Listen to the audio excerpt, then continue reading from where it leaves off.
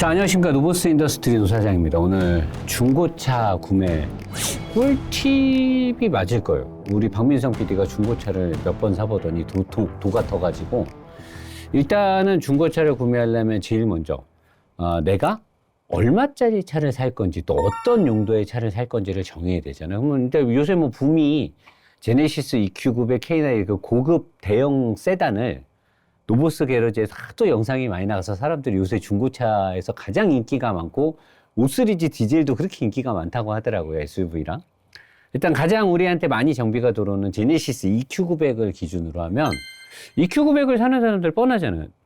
비싸게 새 차를 작은 차 뭐 배기량 작은 요새 뭐 마일드 보니 다운사이징이 4기통 나 이런 거 싫고 또 새 차 사서 막 돈도 돈인데 뭐 아껴야 되고 뭐하고 싫고 편하게 타고 싶고 차는 좀 컸으면 좋겠고 어디 가든 좀 기마이도 나오고 푹신푹신했으면 좋겠고 가끔 친구들은 술 먹고 대리운전해서 뒤에 앉아서 이렇게 편하게 가면 좋겠고 용도가 많죠. 가족들하고 타기에도 좋고 트렁크가 크니까 SUV 못지않게 놀러 다닐 때도 편하잖아요. 자, 그러면 EQ900을 산다고 내가 마음을 먹었어. 아니면 K9을 살 거야. 돈 보태서 뭐 G90을 살 거야. 그럼 이제 차종이 정해졌으면 금액을 정해야 옵션이 됐던 뭐 사륜이 됐던 키로수를 정하니까 자, 그럼 내가 나는 EQ900을 한 3천만 원 미만으로 싹 다 하고 싶다. 자, 그러면 3천만 원 내가 싹 다 한다. 차종은 EQ900 K9으로 딱 좁아졌어. 이제 들어가는 거. 그러면 엔카에 딱 들어가서 일단은 저는 5.0은 그렇게 큰 반대를 안 하거든요. 5.0은 8기통에 부드러움에 풀옵션의 그 맛이 있어요. 대신에 유지비가 많이 들어. 그래서 저는 굳이 8기통, 근데 8기통을 좋아하는 분들은 가야 됩니다. 저는 일단 8기통 제외, 3.3 터보도 저는 제외합니다. 이런 차급에서 엔진의 출력을 높게 뽑고 뭐 쏜다? 저는 그건 아니라고요. 그리고 3.3 터보는 열을 높게 쓰기 때문에 유지보수 비용도 많아서 했는데 3.8만 딱 그냥 현대자동차는 대형 세단은 3.8이 좋거든요. 그럼 3.8에 딱 들어가면 제가 얼추 알기로는 3.8도 여기 보면 10만 킬로 18년식에 2,800, 17년 18년형인데 12만 킬로 2,700, 그 다음에 3.8 16년식에 10만 킬로 때 2,500. 보면 대부분 다 2,500을 기준으로 왔다 갔다 해요. 여기서 이제 사고가 있거나 뭐 문제가 있으면 2,100~200까지 떨어지고 1,900까지 떨어지는 것도 있는데 1,000만 원대로 떨어지는 차는 10중 8구 여기 와서 대부분 다 수리를 많이 하거나 뭔가 문제가 항상 있어요. 그러니까 유독 시세가 너무 싼 것도 의심을 해봐야 되고 평균 시세가 있잖아. 그리고 골격의 사고. 여러분들 골격 사고는 뭐냐면 여기에 나온 매물들 중에 골격 사고를 여기다 올려놓는 경우는 드물 텐데 제가 한번 들어가 볼게요. 3.8인데 연식이 좀 가깝고 값이 싸. 18년식에 10만 킬로밖에 안 됐는데 2,100만 원대야. 그러면 뭔가 문제가 있는지 한번 알아봐야 되잖아요. 그럼 여기서 성능 기록부를 자세히 보기 딱 들어가면 우측 휀다에 교환이 있고 지금 내부 패널에는 문제가 없거든요. 근데 만약에 내부 패널에 문제가 있으면 이런 골격 부위에 교환이나 판금이 있는데 골격 부위에 교환 판금이 있는 거는 일단은 안 사는 게 좋아요. 사고 나서 문제점이 많고 이런 차를 살 때 이제 어떻게 여러분이 생각하면 되냐면 같은 연식에 18년식에 비슷하게 2,400이야. 그러면 이제 상태를 보고 내가 한 200~300을 더 저렴하게 차를 사고 키로수가 한 2만이 더 많더라도 내가 300~400만 원을 주고 차를 고치겠다라는 만약에 생각을 하게 되면 3.8에 6기통에 14만 5만 정도 되는 차를 전자댐퍼가 아닌 상황에서 댐퍼를 바꾸고 하체를 털고 오일 다 바꾸고 겉벨트에 뭐 점화 플러그에 점화 코일에 이런 거 다 바꾸잖아요. 브레이크 디스크 패드. 진짜 싹 다 바꾸면 한 500 들어가요. 그러면 2,200짜리를 사서 500을 만약에 엔진 미션에 이상이 없는 차를 500을 드리잖아요. 그럼 2,700이 돼. 그 다음에 이전 등록비와 보험까지 하면 내가 아까 처음에 그랬잖아. 3천만 원 미만에 사겠다. 이걸 사면 이런 급의 차를 사서 500만 원어치 수리를 하면 거의 신차 컨디션의 80%를 따라갑니다. 근데 만약에 엔진에 좀 문제가 있거나 미션이 뭔가 문제가 있었으면 안 되겠죠. 근데 대부분 이런 차들이 막 젊은 애들이 조지고 다니진 않기 때문에 엔진 미션에 치명적인 문제가 없고 우리한테 오는 차들 중에 뭐 미션이 뭐 쳐요 뭐 미션이 사망한 상태가 아니면 대부분은 포지셔닝 센서라든가 미션의 오일 관리라든가 TC 쪽 이런 거 수리하면 되고, 그리고 우리가 또 최근에 하나 배운 게 있어요. 정비를 하면서. 뭔가 주행 질감이 내 차만 이상한 거야. 다른 차는 거 누사한테 미션을 받고 뭐 했는데 안 되는 경우 뭔가 떨고 뭐가 보니까 프로펠러 샤프트의 베어링. 요것도 우리가 최근에 알게 됐거든요. 그래서 우리가 워낙 정비를 많이 해보니까 이런 급의 차들이 뭐를 하면 이만큼, 요거라면 이만큼의 효과가 나오는 걸 데이터로 우리가 축적이 돼 있어요. 그래서 여러분들이 이런 급의 차를 살 때 얼마짜리에 어떤 차를 살 건지를 정하면, 그리고 나서 이제 세부적으로 들어갈 때 만약에 이 영상을 보고도 헷갈린다, 저희한테 메일을 주시거나 전화를 주면 자세히 알려드릴게요. 우리한테 꼭 안 와도 되니까. 굳이 새 차가 아니더라도 가성비가 K9 EQ900 G80 G90은 중고차로 사기에 가성비가 엄청 좋은 차예요. 그리고 요즘 현대자동차도 또 잘 나가기도 하고. 그래서 금액에서 내가 아예 3천을 주고 사도 완벽한 차는 못 삽니다. 어차피 6, 7천만 원짜리 차예요. 반값 이상 떨어진 차를 사는데 이 차가 새 차만큼 좋다라는 건 본인의 욕심이죠. 어느 정도 정비를 할 거를 감안해야 되는데, 내가 이 정비의 범위를 엔진 오일만 갈 건지, 그러면 아싸리 주행거리를 짧은 걸 사세요. 한 7만 킬로짜리.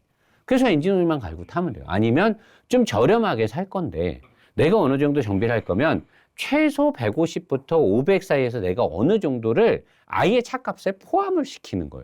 그래서 그만큼을 낮은 차를, 내가 3천의 예산에서 2,500짜리 차를 사면 되는 거고, 박민성 PD는 그 얘기를 저한테 꼭 하라 그랬어요.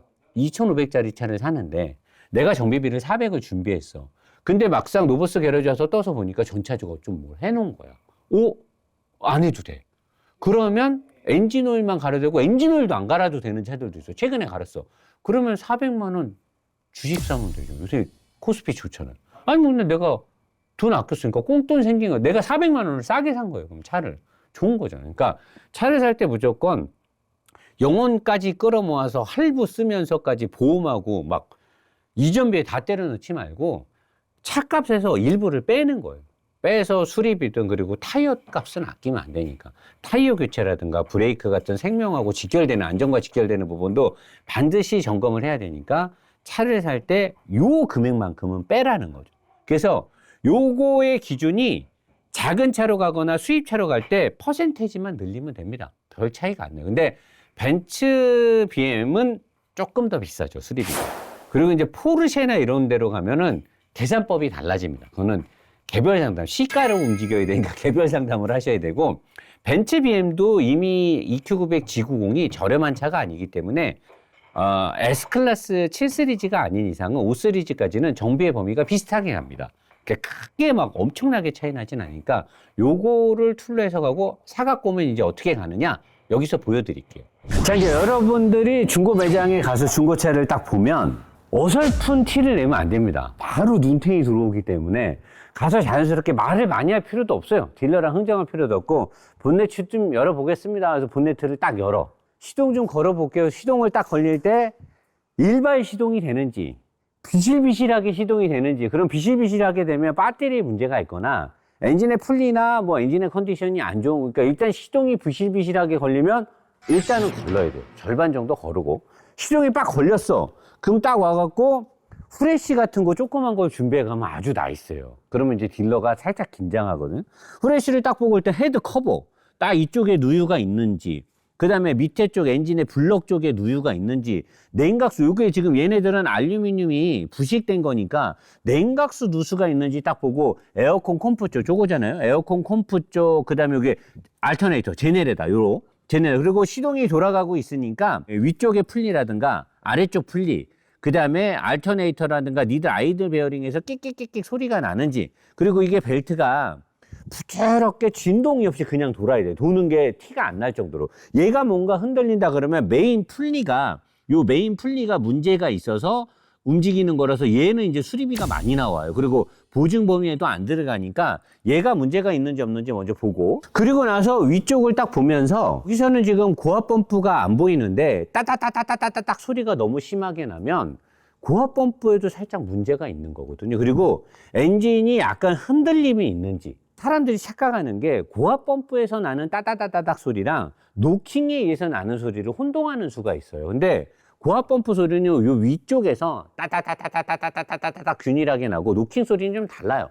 둔탁하게 좀 밑에 쪽에서 나니까 고압 펌프 소리가 너무 심한 것도 안 좋지만 베어링 소리가 안 좋게 나거나 둔탁하게 쇠를 탁탁탁탁 때리는 소리가 나는 거는 이 현대 기아 자동차의 세타 엔진 계열의 직분사 엔진에 고질적인 문제이기도 하고 수리비가 많이 나오고 그러니까 그런 건 걸러야 되고, 그리고 이제 오일 이거 딱 뽑아가지고 준비해간 뭐 휴지 같은 걸로 여기 딱 닦은 다음에 딱 찍어가지고 얘가 풀 위로 있는지 너무 로우에 있는지, 그러면 둘 다 문제잖아.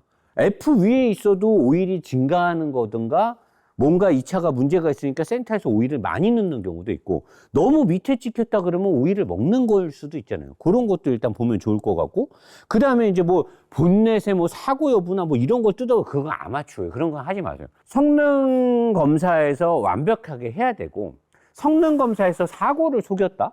그러면 나중에 차를 사고 나서 내가 무사고인 차를 샀는데 사고인 게 밝혀지면 보험회사에서 그 감가 금액을 다 물어줘야 돼요. 그러니까 뭐 이런 거 뭐 따고 뭐 침수차니 뭐 이런 건 어설픈 행동하지 마시고, 진짜로 중요한 엔진적 물, 그리고 가급적이면 밑에를 좀 잘 봐야 돼요. 오일이 밑으로 흘러. 그리고 세척을 해서 깨끗하게 만들어 놓은 척이 있는데 그런 거는 옆에는 못하니까 옆에도 좀 보시고, 그리고 라디에이터 쪽 이런 호수 이런 데가 뭐 간적이 있는지 누수가 있는지 이런 거 봐주면 아주 좋은 거죠.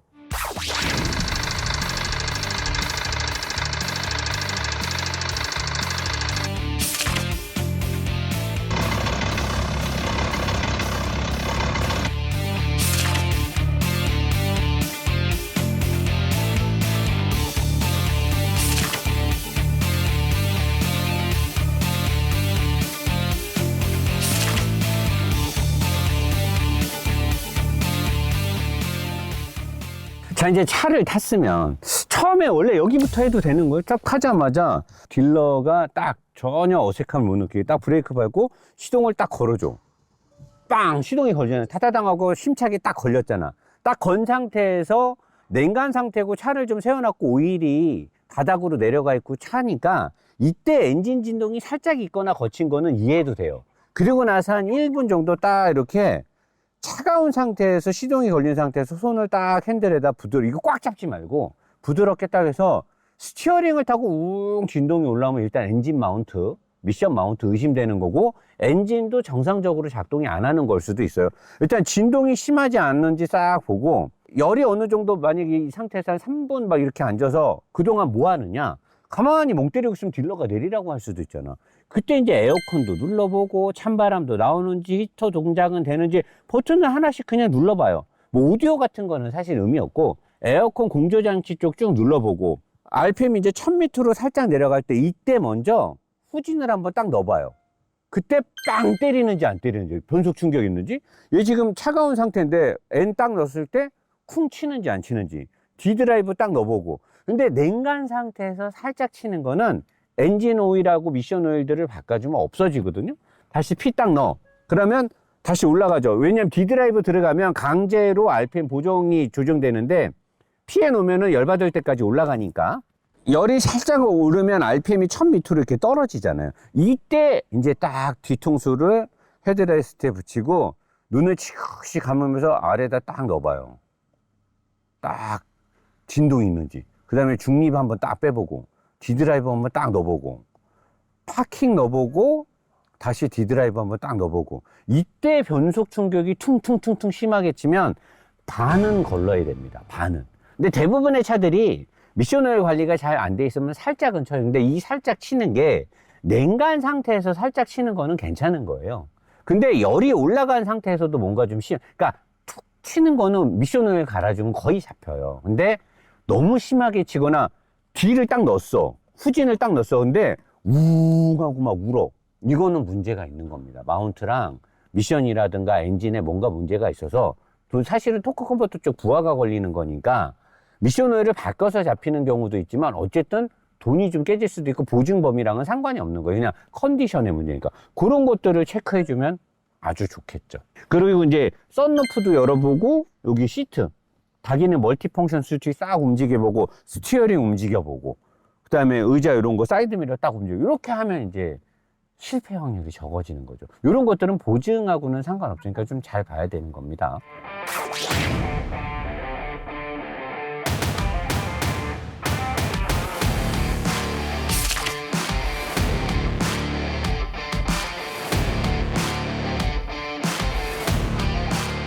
자, 그리고 여러분들이 타이어랑 디스크도 봐야 되잖아요. 어차피 다 보증이 안 되기 때문에 여러분들이 돈 주고 갈아야 되는 건데, 이건 사실 뭐 사고나 이런 게 아니고 마모가 됐으면 내가 해야 되는 거고, 새 거면 안 해야 되는데, 뭘 보냐면 타이어는 뭐 많이 너무 다르서 여러분이 유튜브나 네이버 검색하면 알아요. 타이어 그 판매하는 곳에서 하는 트레이더 보는 방식을 보면 되고, 브레이크 디스크는 여기에 보면 이거 보이세요? 요거는 거의 없는 거예요. 지금 보통 사람들이 이게 세고 패드가 이렇게 남아있으면 남아있는 거 아니는데, 이 정도면 여기서부터는 이제 안에 있는 재질이 달라집니다. 그래서 디스크를 갉아먹게 돼서 이 정도 패드가 남으면 디스크가 닿는 면적이 판을 갉아먹고 가서 이렇게 턱이 생겨요. 보이십니까? 턱? 턱이 생겨서 이렇게 되면 디스크의 강성이 약해지고, 사람들이 턱이 생기면 연마를 해가지고 뭐 타면 된다라고 하는데, 디스크는 이 두께가 되게 중요한 거예요. 근데 얘가 지금 닳았는데 턱을 날려서 연마를 해서 디스크를 쓴다. 안전에 문제가 되죠. 그리고 급브레이크를 세게 밟았을 때 떨림이 올 수도 있고, 디스크가 이렇게 파여 있고 여기에 뭐 줄이가 있거나 안 좋게 이렇게 쭈글쭈글한 단면이 보이면 디스크도 갈아야 되는 거예요. 그리고 패드는 보통은 여기 보시면 요 정도, 여기 보면 요 가운데 두 개가 디스크고 얘가 패드를 잡고 있는 쇠 거치대잖아요. 여기 있는 이 패드가 요 정도가 지금 한 70% 남은 겁니다.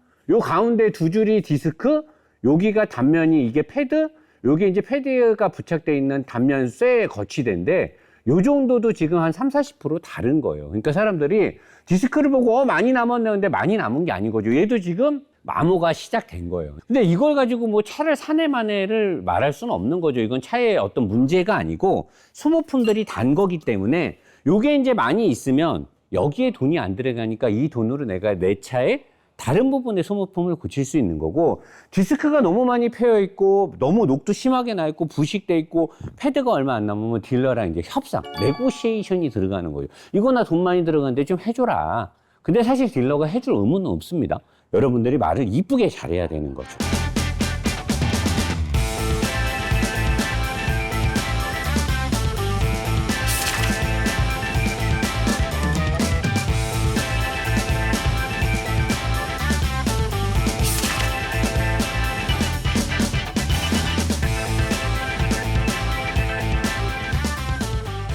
자, 그리고 여러분들 이렇게 꼼꼼하게 보고 차를 샀어. 그런데도 여러분이 여러분 스스로를 100% 자만하고 믿을 수는 없기 때문에 이제 노보스 게러지로 간단 말, 아니면 다른 정비 공장 가서, 그럼 이제 어떤 프로그램으로 진행되냐? 쪽에 가서 알려드릴게요.